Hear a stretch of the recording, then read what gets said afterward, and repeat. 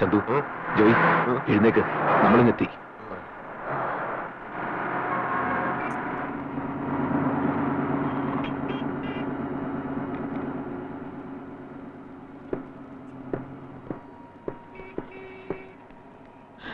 Good morning. Good morning. എന്റെ ദൈവമേതാ പിന്നെയും ഗുഡ് മോർണിംഗ്. ഇങ്ങോട്ട് വേണം. ഉണ്ടായിരുടാ, കോളേജിലേക്കാ? അല്ല, മീൻ മേടിക്കാൻ മാർക്കറ്റിലേക്ക്. അവിടെ ഉണ്ടാക്കി വെച്ചിരിക്കുന്ന കുഴപ്പങ്ങൾ പോരാഞ്ഞിട്ടാ ഇവരെ പോണ്ടിച്ചേരി ബോർഡർ കിടന്ന അപ്പ അടിയ. അത് പോണ്ടിച്ചേരി, ഇത് കേരളം. ഇങ്ങോട്ട് വന്നേ.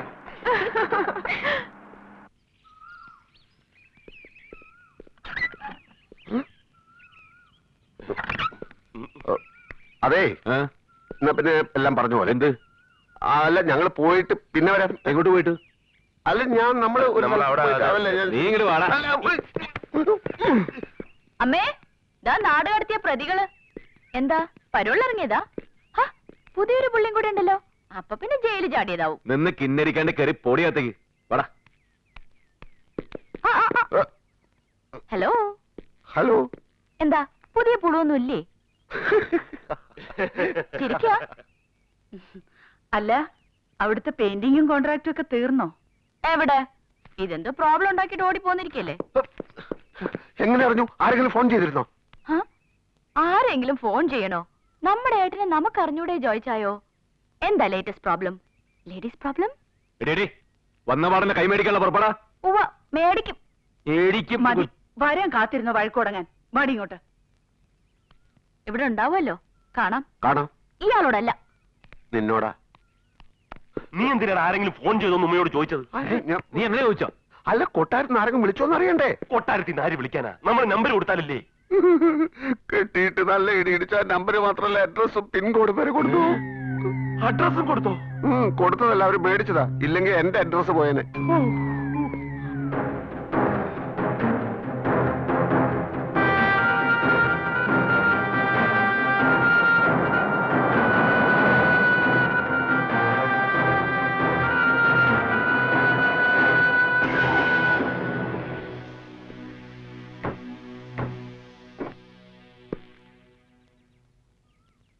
ഇത് തന്നെ വരാ.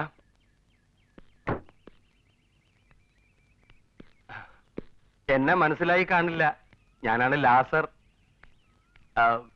ചക്കച്ചാമ്പറമ്പിൽ ലാസർ. ഓ, ആ. നമ്മുടെ ജോയിയുടെ ഇളയപ്പൻ. ആ, ഈ ലാസറിന്റെ കൂടെ ആയിരുന്നു അരവിന്ദനും ചന്തവും പോണ്ടിച്ചേരിയിലെ. അതെ, അതുകൊണ്ടാണല്ലോ ഞാൻ ഈ ഗതിയിലായത്. ഇതാണ് അരവിന്ദന്റെ അച്ഛൻ, ജസ്റ്റിസ് ശങ്കരമേനോൻ സാറ്. നമസ്കാരം. ഇത് അമ്മ. ഇത് ആര്? അരവിന്ദന്റെ വല്യച്ഛൻ, പൂങ്കുളത്ത് ദാമോദരമേനോൻ. അത് തന്നെ, പൂക്കളം. പൂങ്കുളം. കുളം. ഞാൻ പോണ്ടിച്ചേരി മാർത്താണ്ഡം കൊട്ടാരത്തിലെ മാധവർമ്മയാണ്. അവിടെ വന്ന് കുട്ടികൾ കുഴപ്പമെന്തെങ്കിലും? ഉണ്ടാക്കി. ചില്ലറ കുഴപ്പമില്ല, മൊത്തം കുഴപ്പമാക്കിയിട്ടാ പോന്നിരിക്കുന്നത്. ലൈംഗിക അപവാദം. വൃത്തികളെ വിളിച്ചു പോവാണ്ട് കാറിൽ സാധനങ്ങളൊക്കെ എടുത്തോളൂ. വാ സുന്ദരേശ, താൻ കുളിച്ചല്ലേ? ഇന്ന് മോങ്ങാതെ വേണം. വരൂ. ഇതൊക്കെ അങ്ങോട്ട് സ്വീകരിച്ചിട്ട് ഞങ്ങളുടെ കൊട്ടാരത്തിന്റെ മാനം ഇവിടുന്ന് രക്ഷിക്കണം. സ്വന്തമായി പീരങ്കിയും പട്ടാളമുള്ള ഫ്രഞ്ചുകാർക്ക് പോണ്ടിച്ചേരി പിടിച്ചു നിൽക്കാൻ പറ്റിയില്ല, പിന്നല്ലേ നമുക്ക്.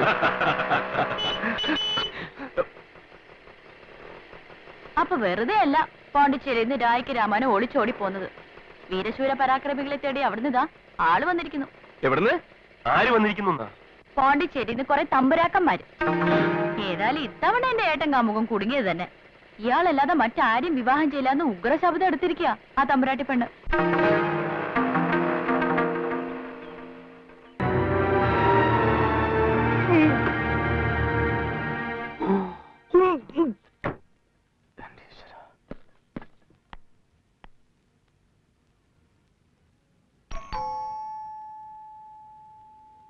ആരാ അത്?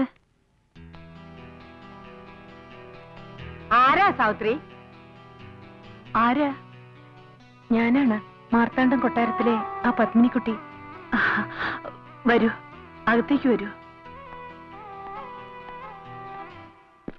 ചന്തു, ചന്തു, ജോയ്, ദേ അവളെന്റെ വീട്ടിലേക്ക് വന്നിരിക്കുന്നു. ആ പോണ്ടിച്ചേരി പത്മിനി. അയ്യോ, തനിച്ചാണോ അതോ കൂടെ ആരെങ്കിലും ഉണ്ടോ? തനിച്ചാ. തനിച്ചാണെങ്കിൽ അവള് പെട്ടിയും സാധനങ്ങളൊക്കെ ആയിട്ടായിരിക്കും വന്നിരിക്കുന്നത്. എന്തിന്? കൂടെ കയറി താമസിക്കാൻ. ആഹാ, എന്നാ ഞാൻ പോയിന്ന് കണ്ടിട്ട് വരാം.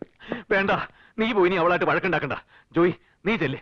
അവളുടെ ഉദ്ദേശം എന്താണെന്നും അവൾ എന്താ പറയുന്നതെന്നും ചെന്ന് അറിഞ്ഞിട്ട് വച്ചല്ലേ. അതറിയാൻ വേണ്ടി ഞാൻ അവിടം വരെ പോകേണ്ട ആവശ്യമില്ല. അത് ഇവിടെ നിന്നുകൊണ്ട് തന്നെ എനിക്ക് പറയാൻ പറ്റും. നിന്റെ ഭാവന ഒന്നുകൂടെ ആവശ്യമില്ല, നേരെ അങ്ങോട്ട് ചെന്നാ മതി.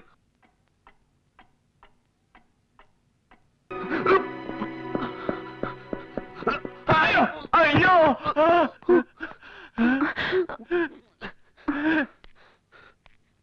എന്താണോ ഇത്? വെല്ലച്ചൻ എന്താ ഇവിടെ? ദേഹത്ത് നനഞ്ഞു പോടാ കുറങ്ങ.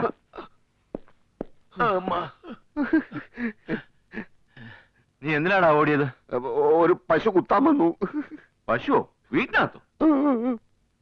ഇവനകത്തുണ്ടായിരുന്നോ? പക്ഷെ നിങ്ങൾ പറഞ്ഞൊന്നും ഞാൻ കേട്ടില്ല.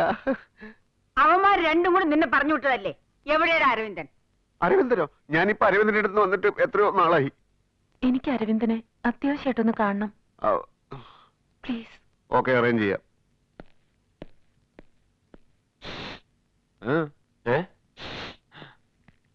എന്താടാ?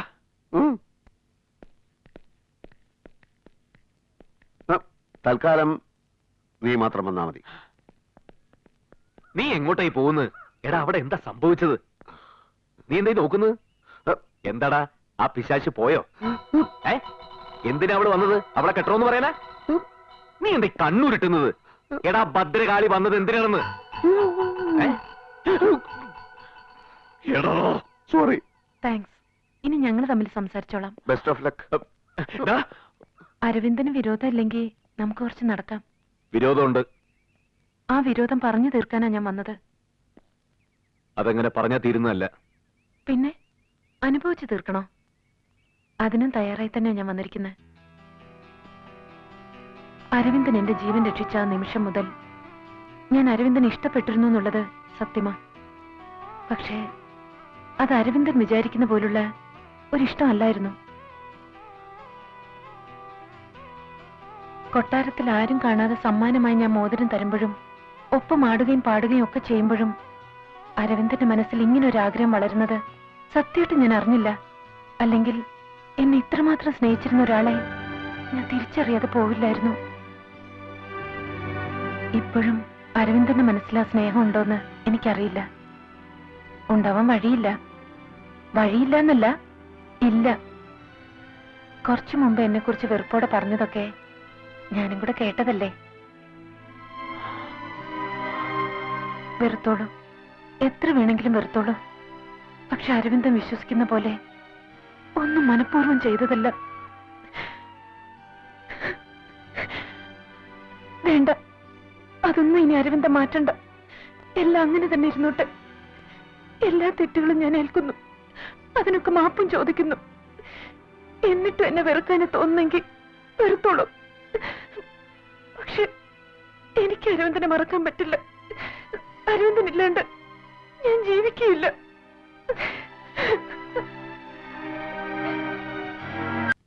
ആ, ഇതാരിത്? ലാസറളയപ്പനോ? എപ്പോ വന്നു? കുറച്ചേരായി. ഇതെന്താണ് എല്ലാവരും കൂടി ഒരു ഗൂഢാലോചന? ഗൂഢാലോചന അല്ല, കല്യാണാലോചനയാണ് അരവിന്ദന്റെ. അതേ, ആ. അപ്പൊ ഈ കോൺട്രാക്ട് പണിയൊക്കെ നിർത്തി ബ്രോക്കർ പണി തുടങ്ങി. പോണില്ലേ ഇനി പോണ്ടിച്ചേരിക്ക്? എന്നാ ഞാനൊരു സത്യം തുറന്നു പറയാം. അരവിന്ദൻ ആ തമ്പുരാട്ടി കെട്ടിയില്ലെങ്കിൽ പാണ്ടിച്ചേരി പള്ളിയിൽ സായിപ്പന്മാരുടെ കൂട്ടത്തിൽ ഒരു പുതിയ ശവക്കലറ കൂടി വരും. ചക്കച്ചാമ്പറമ്പിൽ ലാസർ, റെസ്റ്റ് ഇൻ പീസ്. പോകാൻ വരട്ടെ. ലാസറിനോട് ഞങ്ങൾ എന്ത് മറുപടിയാ പറഞ്ഞേക്കേണ്ടത്? എന്ത് വേണേലും പറഞ്ഞോളൂ. വിവാഹത്തിന് എനിക്ക് സമ്മതമാണ് എന്നുള്ളത് ഒഴിച്ച്. അവനിങ്ങോട്ട് വരാതിരുന്നത് മനഃപൂർവ്വ.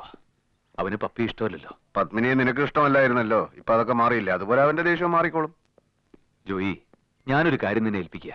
ചന്തുവിന്റെ ഉമ്മയുടെ കല്യാണ കാര്യം അത് ഉടനെ നടത്തണം.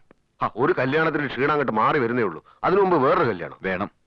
അല്ലെങ്കിൽ അവൻ പതുക്കെ പതുക്കെ നമ്മളിൽ നിന്ന് അകന്നു പോവും. അവരുടെ വിവാഹകാര്യം അച്ഛന്റെ അമ്മയുടെ മുമ്പിൽ അവതരിപ്പിച്ച് എല്ലാവരുടെയും സമ്മതം ഇപ്പൊ തന്നെ നീ മേടിച്ചു തരണം. ഇപ്പൊ തന്നെ? അതെ. അവൻ വരുമ്പോ എനിക്ക് അവനോട് ഈ സന്തോഷ വാർത്ത അറിയിക്കണം. ഉമേ,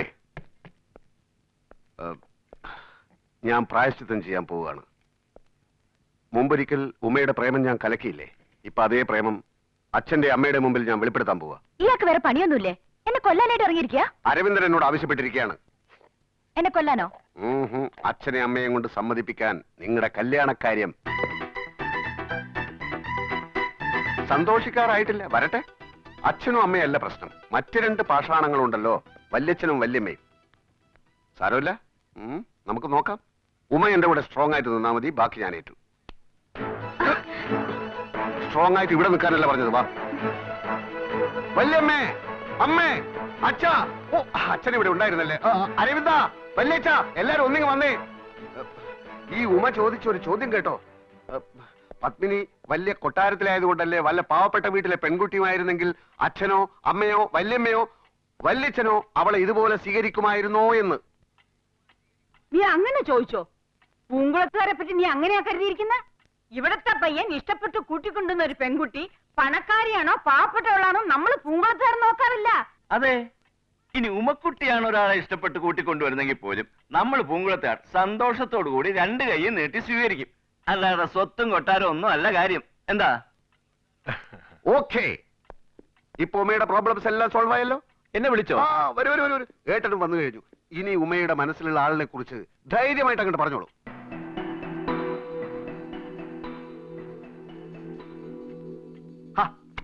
എന്തിനാ പേടിക്കുന്നത്? ഇവരൊക്കെ രണ്ട് കൈയും നീട്ടി സ്വീകരിക്കാൻ തയ്യാറായിട്ട് നിൽക്കുക. ധൈര്യമായിട്ട് പറഞ്ഞോളൂ, പറഞ്ഞോളൂ. ഉമേ, നീ എന്തിനുള്ള പുറപ്പാടാ ഇത്? അമ്മ പ്രേമിക്കുന്നത് പോലെ, സോറി, പേടിക്കുന്നത് പോലെ ഇത് പ്രേമവും പ്രണയവും അല്ല. ഉമയ്ക്ക് ഒരാളോട് ഇഷ്ടമുണ്ട്. നിങ്ങൾക്കൊക്കെ അത് ഇഷ്ടമാവുമെങ്കിൽ ഉമയ്ക്കും അത് ഇഷ്ടാവും. നീ വെറുതെ ഉരുണ്ട് കളിക്കേണ്ട ആളാരാണെന്ന് പറ ജോയ്. ആള് വേറെ ആരുമല്ല, ചന്തു. ചന്തുവോ? നമ്മുടെ ചന്തുവോ? സോറി, അതെ. അതെങ്ങനെ ശരിയാവണേ? ഈ കുടുംബത്തിന്റെ നിലയും വിലയും കൂടെ നോക്കണ്ടേ? കല്യാണം എന്ന് പറഞ്ഞാൽ എന്താ കളിയാ? അതൊരു പെൺകുട്ടിയുടെ. ഇത് ശരിയാവില്ല. അപ്പൊ ഇത്തിരി മുമ്പ് നിങ്ങൾ പറഞ്ഞതോ ആരായാലും നിങ്ങൾക്ക് സമ്മതമാണെന്ന്? അത് നീ നാടകം കളിച്ച് ഞങ്ങളെ ചതിച്ചല്ലടാ. എടാ ജോയ്, എന്തോ? എവിടെന്ന് കിട്ടിയടാ നിനക്ക് ഇത്രയും കുരുട്ട് ബുദ്ധി? ഇവൾക്ക് ചന്തുവിന് ഇഷ്ടമാണെങ്കിൽ ഞങ്ങൾ ആരെങ്കിലും അതിന് എതിര് നിൽക്കുവോ? അല്ല, എന്നാലും ഇത് ചേട്ടൻ തന്നെയല്ലേ അല്പം മുമ്പ് പറഞ്ഞത് ഉമ ഇഷ്ടപ്പെടുന്ന ആളെ നമ്മൾ രണ്ട് കൈ നീട്ടി സ്വീകരിക്കുമെന്ന്. അപ്പോ അത് അങ്ങനെ തന്നെ നടക്കട്ടെ.